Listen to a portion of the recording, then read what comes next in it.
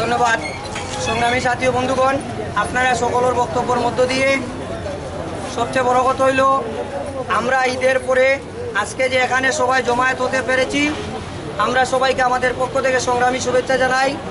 সংগ্রামী সাথী ও বন্ধুগণ, আপনারা জানেন সিলেট জেলা হোটেল শ্রমিক ইউনিয়ন এমন একটি সংগঠন, তার জন্ম লগ্ন থেকে মরহুম শ্রমিক নেতা আবুল কালাম আজাদ ভাই 1993 সালের 6 আগস্ট সিলেট জেলা হোটেল শ্রমিক ইউনিয়নের আত্মপ্রকাশ ঘটে। সিলেট জেলা হোটেল শ্রমিক ইউনিয়ন 1993 থেকে 2026 সাল পর্যন্ত সকল শ্রমিকদের পক্ষে মালিকদের বিপক্ষে সংগঠন পরিচালনা হচ্ছে। আজকে আপনারা জানেন রাষ্ট্র আইন করেছে 8 ঘন্টা কাজের জন্য, মালিকরা সেই আইন মানতেছে না। অথচ আজকে আপনারা জানেন দক্ষিণ সুরমা উপজেলার কম বেশি 100 থেকে 105টি রেস্টুরেন্ট রয়েছে। প্রতিটি রেস্টুরেন্টে নিয়ম এবং নীতি সরকারের আইন মেনে চলে না। আমরা শ্রমিকরা যখন শ্রমিকদের পক্ষে মালিকদের কাছে আমাদের দাবিগুলো উপস্থাপন করি, তখন আমরা দেখি মালিকদের গা জ্বলে, প্রশাসনের গা জ্বলে।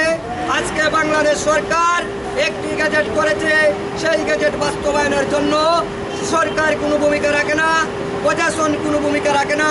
অথচ একজন শ্রমিক একটি মালিকের কাছে যখন নির্যাতিত হয়, আমরা যখন সাংগঠনিকভাবে সেই প্রতিষ্ঠানের বিরুদ্ধে আমরা যখন কথা বলতে চাই, তখন আমরা দেখি মালিকদেরকে প্রশাসনের মধ্য দিয়ে আমাদেরকে দমিয়ে রাখার চেষ্টা করা হয়।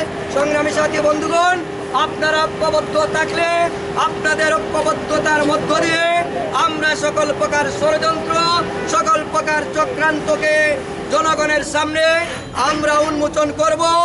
আমরা আজকে দক্ষিণ সুরমা উপজেলার আজকের কর্মী সভা থেকে আমরা যারা পরিবারতন্ত্র কায়েম করার চেষ্টা করছে, আমরা তাদেরকে বলবো পরিবারতন্ত্র কায়েম করে হোটেল শ্রমিক ইউনিয়নকে দাবিয়ে রাখা যাবে না।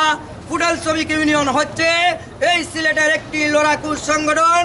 এই সংগঠনকে কোনোভাবে দাবিয়ে রাখার কোনো সুযোগ সম্ভাবনা নেই। শ্রমিকরা যখন হাত তুলে নেবে সব প্রতিষ্ঠান বন্ধ হয়ে যায়। মে মাসের 1 তারিখ আপনারা জানেন এই সিলেট শহরে 300 রেস্টুরেন্ট রয়েছে। কম বেশি প্রতিটি রেস্টুরেন্ট বন্ধ রেখে মে দিবস উদযাপন করতে হয়েছে। আজকে শ্রমিকরা যদি সেই প্রতিষ্ঠানে কাজ না করে, তাহলে দেখবেন সেই প্রতিষ্ঠান বন্ধ হয়ে যায়। আজকে সংগ্রামী সাথী বন্ধুগণ, আজকে একটি প্রতিষ্ঠানে 20 জন শ্রমিক যদি কাজ করে সেই প্রতিষ্ঠান চলে, আর যদি সেই 20 জন শ্রমিক কাজ না করে সেই প্রতিষ্ঠান বন্ধ হয়ে যায়। সংগ্রামী সাথী বন্ধুগণ, আমরা মালিকদের কাছে উদাত্ত আহ্বান জানাবো যে আপনারা শ্রমিকদেরকে মূল্যায়ন করুন, শ্রমিকদেরকে মর্যাদা দেন। শ্রমিকদেরকে মর্যাদা দিয়ে আপনার প্রতিষ্ঠান সুন্দর এবং সুশৃঙ্খলভাবে পরিচালনা হবে।